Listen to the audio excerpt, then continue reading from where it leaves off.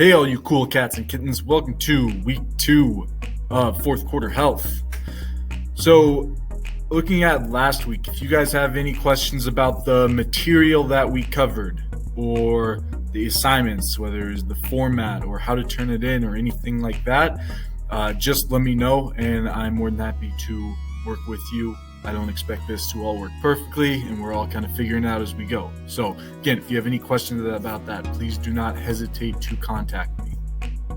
That being said, let's check out the timeline. First up, we are going to start with a review of some carbs, just a little bit of a review from last week.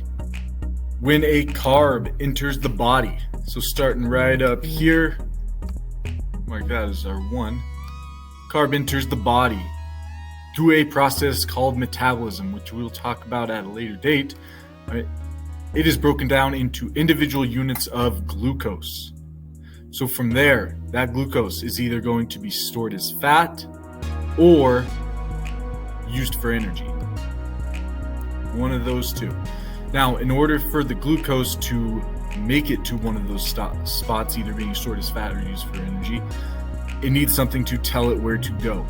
That's where your pancreas comes in. So your pancreas, it has these sensors, these receptors in it, that when glucose is present at high enough levels in the body, the pancreas is triggered to release insulin. Now what insulin does is it helps guide glucose basically to help clear it. So get it glucose to where it needs to go. Now what can happen is over time, your body can develop a tolerance to insulin, meaning it needs more insulin to clear the same amount of glucose. So let's say you needed 3 units of insulin to clear 3 units of glucose. Over time, your body's going to start needing 5 units to clear that same amount of 3 units of glucose. That is a condition known as insulin tolerance and is a precursor or a sign that can lead to type 2 diabetes. And remember that type 2 diabetes is different than type 1. Type 1 is a genetic disorder, where type 2 you can get based on your lifestyle habits. So looking at our second macronutrient, looking at fats, there are 3 categories of fats. First, you have your unsaturated. Next, you have your saturated. And lastly, you have your trans fats. So each of these is going to be a little bit different in terms of the food that we find them in, but the main difference that sets the 3 apart is in their chemical structure. But we won't talk too in depth about that. So let's look at some of these. So first up, looking at unsaturated fats. Unsaturated fats also include polyunsaturated and monounsaturated. So you'll see both of those on food labels. Just know that they all fall into the same category of unsaturated fats. You're going to find these mostly in plant sources as well as fish. So it's what gives fish their oily texture. So salmon, tuna, things like that, they're going to have high levels of unsaturated fats. And when we're saying plant sources, we mean things like avocados, almonds, nuts. Those are going to be high sources of unsaturated fats as well. Characteristic of unsaturated fats is they are liquid at room temperature. So that's going to include all of our oils. So vegetable oil, cooking oil, any type of those oils that you can think of are all going to be unsaturated fats. So a lot of times we refer to as unsaturated fats as good fats. The reason that we do this is because they increase our HDL levels. Now what HDL is one of the 2 numbers that make up your cholesterol. So you have your HDL, which is high density lipoproteins, and your LDL, which is low density lipoproteins. HDL is your good cholesterol, meaning it helps to unclog your arteries and let your blood flow smoothly throughout the body, whereas LDL does the opposite. It can work to clog your arteries, which in turn raises your blood pressure. So a lot of times you hear or you see commercials talking about cholesterol levels and blood pressure in conjunction. So it's because that's what it has its main effect on. Now, saturated fat gets a bit of a bad rap, and we'll talk a little bit about that later on. But just to kind of set the stage for that, you get your saturated fat from animal sources. So that means your meats. So think things like steak, chicken, all that is going to be saturated fat. Things like steak's going to be higher in saturated fat, so your red meats are going to have high levels of saturated fat, where chicken and your leaner cuts are going to be lower in saturated fat. The saturated fat is going to be solid at room temperature, so that will include things like butter as well, rather than oils, which are liquid at room temperature, which are unsaturated fats. Saturated fat is by most considered a neutral fat, so it does increase our HDL levels, but it also increases LDL levels. So it increases both your levels of cholesterol, not just the good, not just the bad. You have your trans fats. So these are polyunsaturated fats that have gone through a process called hydrogenation.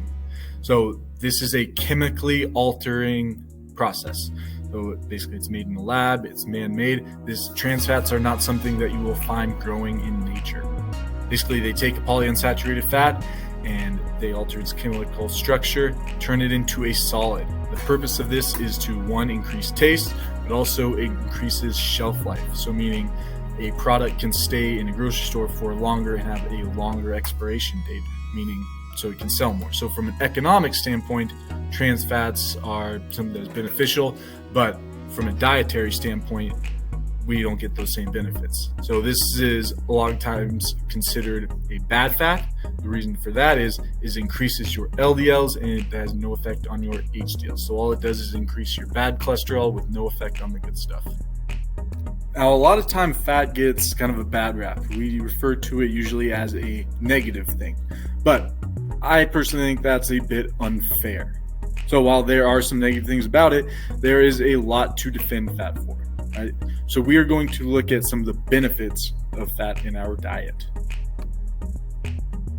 So some fat in our diet helps us absorb vitamins. So you have these things called fat soluble vitamins. These are your ADEC vitamins, A, D, E, and K, meaning that they dissolve in fat. So they require fat in order to be absorbed by the body.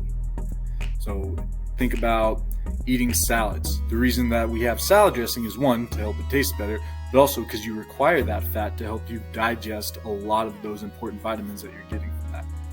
You can also use fat as a source of energy. So along with carbs and protein, fat can be used directly for energy when we don't have any. So things like vitamins, minerals, and water, they cannot be directly used as energy. Fat is one of the things that can. Fat also supplies us heat and offers us organ protection. So when we talk about organ protection, think of all the organs inside your body, so your intestines, your bladder, all that. They need to be lined by a certain amount of body fat. Otherwise, they're just in your body smashing up against each other, which can end up being a damaging thing. So think of fat as a shock absorber in that situation. Skipping down a little bit, adding flavor and texture to food. So without fat, your food would not taste good. Think about things that are fat-free. Either one, they taste really bad, or they just pump them full of sugar to make up for the fact that there's no more flavor because they took the fat out.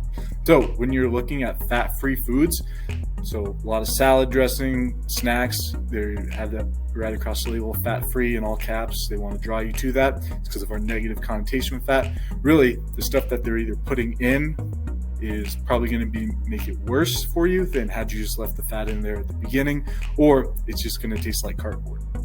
Right? And lastly, helps with brain development and function, especially in developing babies and infants. In closing, we have a assignment over the fat. It's got some questions. Most of it you'll probably be able to answer just based on stuff we've gone over today, but there will probably be some questions that you might be unfamiliar with. And for those, if you just click the link at the top, there's an article. It's titled The Truth About Fats, the Good, the Bad, and the In-Between. So if you click that, that's going to give you all the information that you need. So if you run up to a question that you're not sure about, go ahead, click that article, see if you can find it in there. Right? So that's it for this week. If you have any questions concerning anything at all, whether it's about fat in general whether it's about turning in assignments or not having internet access and needing more time, anything like that, please do not hesitate to let me know, and I can help you out with whatever I can. All right. Have a good week.